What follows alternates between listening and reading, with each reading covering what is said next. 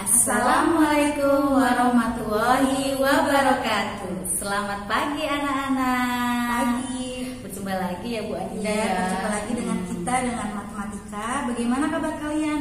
Semoga kalian baik-baik saja ya. Ya, alhamdulillah. Kemarin kan sudah ulangan harian ya Bu Adida ya. Ulangan harian pola bilangan. Alhamdulillah hasilnya ada yang bagus, ada yang tidak. kurang. Jadi mungkin kalian harus pelajari lagi.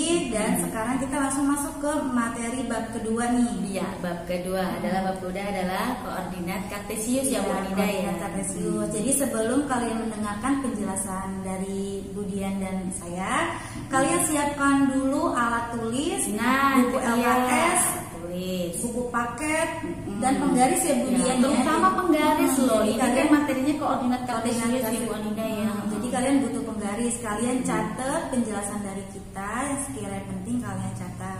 Nah, materi koordinat kartesius itu udah pernah dipelajarin di SD ya Bu? Iya, udah pernah di SD. Kalian tinggal review sekitar kelas 5. Kelas 5 kalian pasti udah belajar tentang kelas 4 dan 5 ya Bu Anida ya. Jadi pastinya kalian jangan sampai lupa ya materi koordinat kartesius.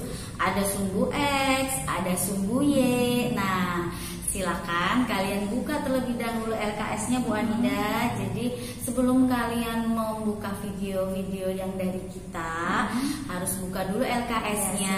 LKS-nya kalian baca terlebih dahulu, terus langsung tonton video ini, dapat penjelasan dari kita ya Bu. Iya. Nah, kita saksikan saja ya Bu Anida. Kita langsung saksikan saja penjelasan dari kita. Ini dia. Silakan. Hai semua, coba kalian perhatikan ya. Sekarang saya akan menjelaskan tentang bidang koordinat kartesius. Nah, pada bidang koordinat kartesius kita akan membahas apa aja sih? Kita akan membahas, yang pertama kita akan membahas posisi titik pada bidang koordinat. Yang kedua, kita akan membahas tentang posisi titik terhadap titik acuan. Yang ketiga, kita akan membahas tentang posisi garis terhadap garis sumbu. Nah, yang pertama di sini kita akan bahas tentang posisi titik bidang koordinat. Nah, coba kalian perhatikan. Di sini kita bisa membaca posisi tempat menggunakan bidang koordinat. Kita bisa membaca dan menulis posisi titik bidang koordinat. Kita dapat menghitung jarak tempat terhadap garis sumbu. Nah, yang pertama, membaca posisi titik menggunakan bidang koordinat. Nah, kalian coba perhatikan gambar 2.2. Nah, di sini cara membaca posisi tempat menggunakan bidang koordinat. Coba kalian lihat ya gambarnya. Nah, di sini ada titik A, B, C, D, E, F, G, H, I, J, K, L. Itu merupakan garis X ya. Nah, yang ke atas 1, 2, 3 sampai 11 itu merupakan garis Y. Nah, sekarang coba kalian perhatikan hotel. Cara membacanya di sini kita bacanya itu terlebih dari garis X dulu, baru garis Y. Coba kalian perhatikan di sini gambar hotel. Hotel itu berada di titik C.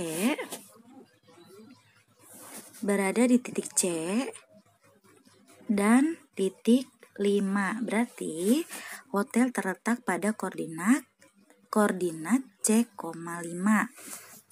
Nah, sekarang bank. Coba kalian perhatikan bank. Di sini ada bank. Bank di sini berada di titik F dan titik 5. Berarti bank terletak pada koordinat F5. Nah, selanjutnya membaca dan menulis letak titik atau benda pada sistem koordinat kartesius. Nah, cara membaca letak titik pada sistem koordinat kartesius sebagai berikut. Yang pertama, gunakan titik asal 0,0 sebagai titik acuan untuk menentukan titik A, X, Y. Ya. Nilai X pada sumbu X menunjukkan banyaknya langkah atau satuan yang arah mendatar, arah ke kanan atau arah ke kiri. Nah, nilai Y pada sumbu Y menunjukkan banyak langkah atau satuan pada arah tegak, artinya arah ke atas atau arah ke bawah.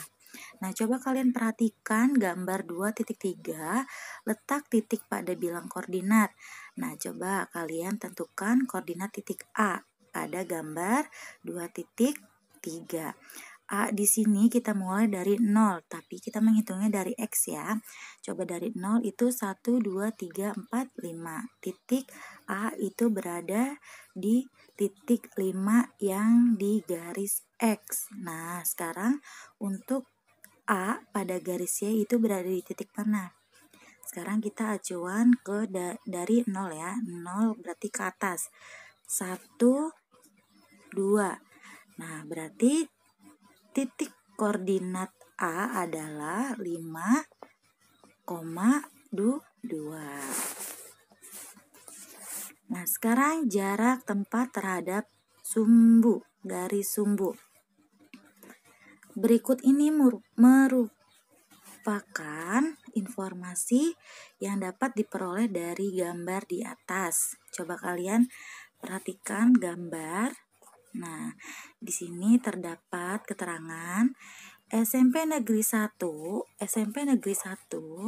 berjarak 3 satuan terhadap jalan X dan berjarak 5 satuan terhadap jalan Y. Nah, sekarang rumah belajar di sini berjarak 6 satuan terhadap sumbu X dan 6 satuan terhadap jalan Y.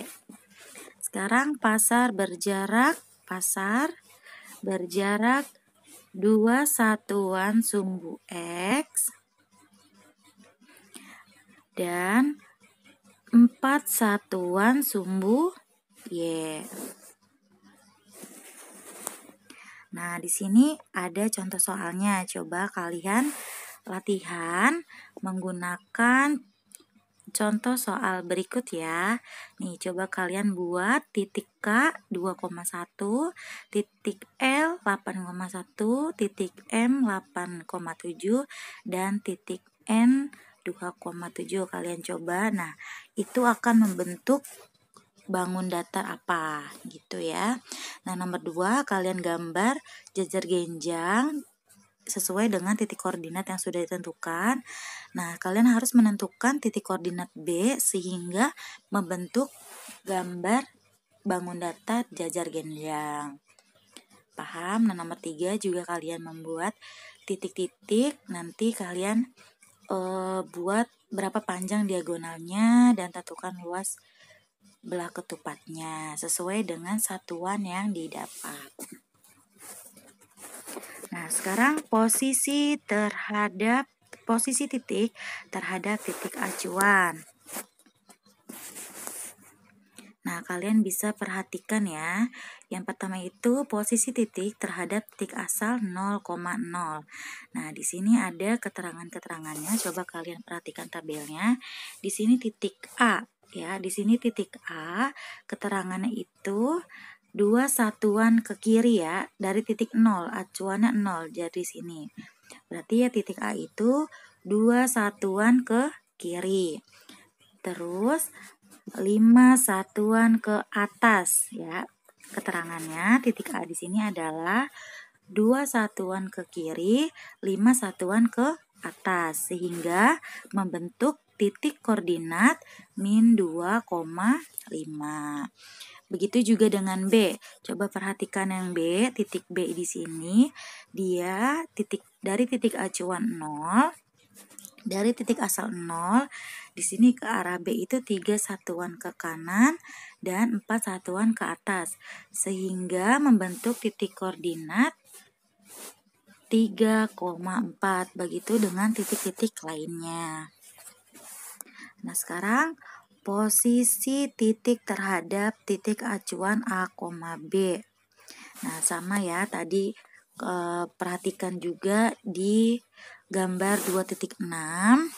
Karena di sini acuannya A, B, berarti yang posisi titiknya itu berada di tabel ini. Kalian bisa lihat ya, posisi titik terhadap titik acuan A, B. Ini contohnya yang ada di tabel. Kalian bisa lihat sendiri. Nah, di sini ada contoh soalnya. Kalian tentukan koordinat tempat-tempat di atas. Ini buat latihan kamu ya. Kalian tentukan posisi gedung pertemuan dan sekolah dengan titik acuan Tugu Pahlawan. Kalian bisa lihat, kalian bisa mencari dengan cara seperti yang sebelumnya saya jelaskan. Nah, sekarang posisi garis terhadap garis sumbu. Nah, kalau untuk posisi garis ini, Bu Diana jelaskan ya. Nah, posisi garis terhadap garis sumbu. Perhatikan pada gambar 2.7 denah jalan di suatu kota. Pada menghitung posisi garis terhadap garis sumbu, itu ada 3 ya. Jadi posisi garis sejajar, posisi garis tegak lurus, dan posisi garis berpotongan. Untuk selanjutnya, yang pertama posisi garis sejajar. Jadi kalau posisi garis sejajar itu adalah 2 garis yang sejajar, tidak ada kan saling berpotongan. Jadi misalkan garis K, perhatikan baik-baik, dan garis L dia sejajar dengan sumbu X ya. Kalau garis M dan garis N sejajar dengan sumbu Y. Yang kedua, posisi garis tegak lurus. 2 ruas garis yang saling tegak lurus membentuk sudut 90 derajat. Pada gambar 2.8, garis L tegak lurus dengan garis Y. Jadi L itu tegak lurus dengan sumbu Y. Garis M dan garis N tegak lurus dengan sumbu X. Jadi nanti kalau misalkan itu perhatikan pada gambar 2.8 ya. Nah, posisi garis berpotongan itu adalah yang ketiga.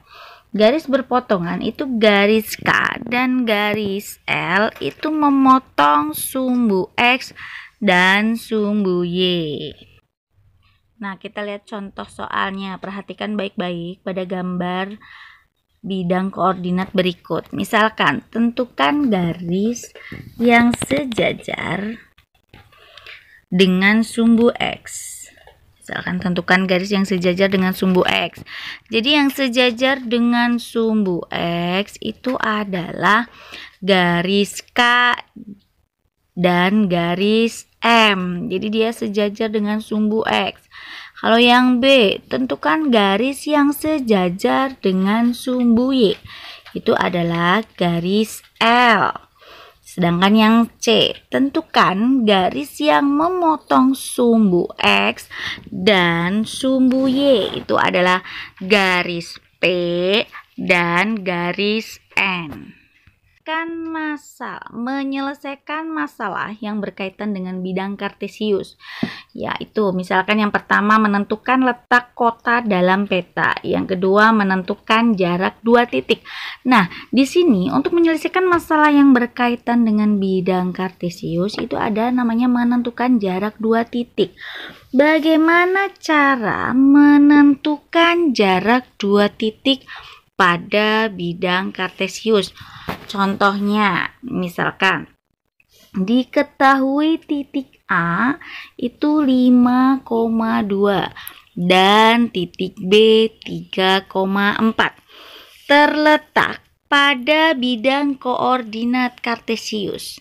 Tentukan jarak titik A ke titik B. Nah, misalkan kita buat dulu. A itu titiknya 5 dan 2 dan B itu 3,4. Jadi rumusnya itu adalah misalkan yang 5 pada titik A itu adalah sumbu X.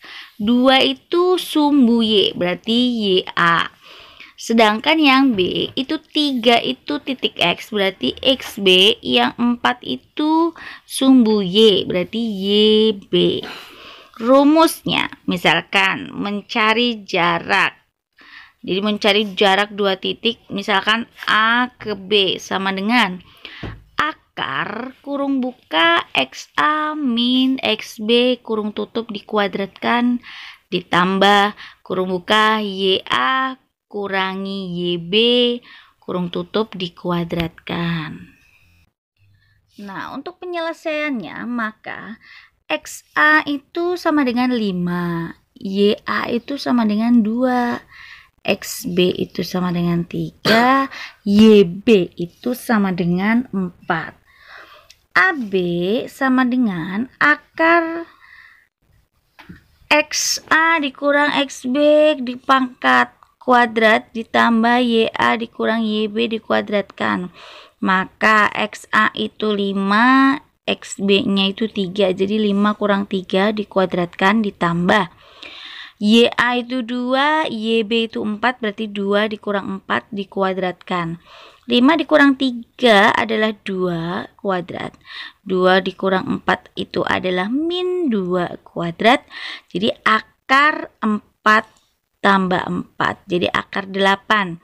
Nah, akar 8 kalau diurai adalah 4 kali 2. Kenapa kok 4 kali 2? Karena 4 itu bisa diakar, 2-nya tidak bisa.